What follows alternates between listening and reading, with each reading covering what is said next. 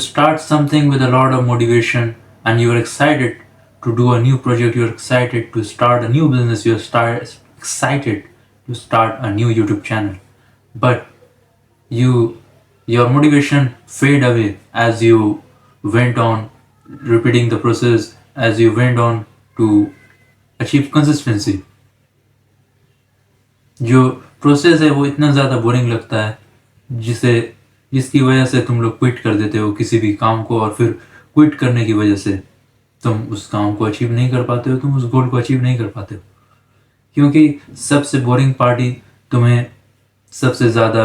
Chances देगा successful होने के लिए, तुम्हें सबसे ज़्यादा चांसेस देगा कि तुम उस चीज़ में अच्छे हो जाओ। और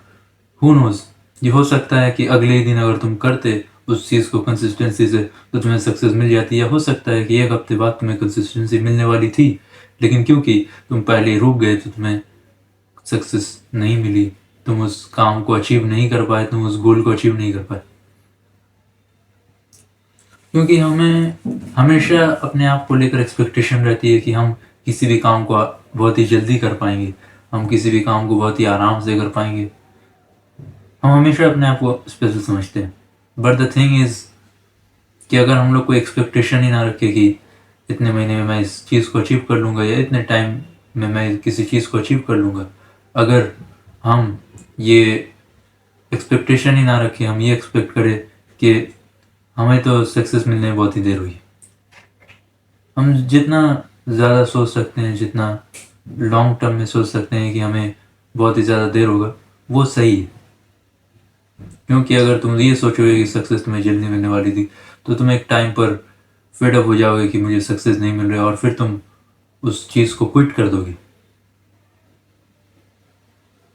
ultimately the main thing is तुम्हारा लाइफ को लेकर अप्रोच क्या है, तुम्हारा चीज़ों को लेकर अप्रोच क्या है। अगर तुम किसी भी काम को लाइफ में छोटी से छोटी चीज़ को, अगर तुम एक बुक भी रीड करते हो तो तुम उसे कंप्लीट करके ही रहते हो। तुम सिर्फ स्टार्ट करने में तुम्हें एक्साइटमेंट जब रहता है तुम वहाँ तक नहीं रहते हो, तुम किसी बुक को स्टार्ट करते हो, जब तक तुम उस बुक को पूरा फिनिश नहीं कर देते तब तक तुम दूसरे बुक में नहीं जाते हो। तो अगर तुम्हारा लाइफ को लेकर अप्रोच यही है तो तुम किसी भी काम को स्टार्ट करने के बाद उसे कंप्लीट करके ही मानोगे, तुम उसे कंप्लीट करके ही रहोगे, क्योंकि तुम्हारा अप्रोच ऐसा ही है। और अप्रोच तुम्हारा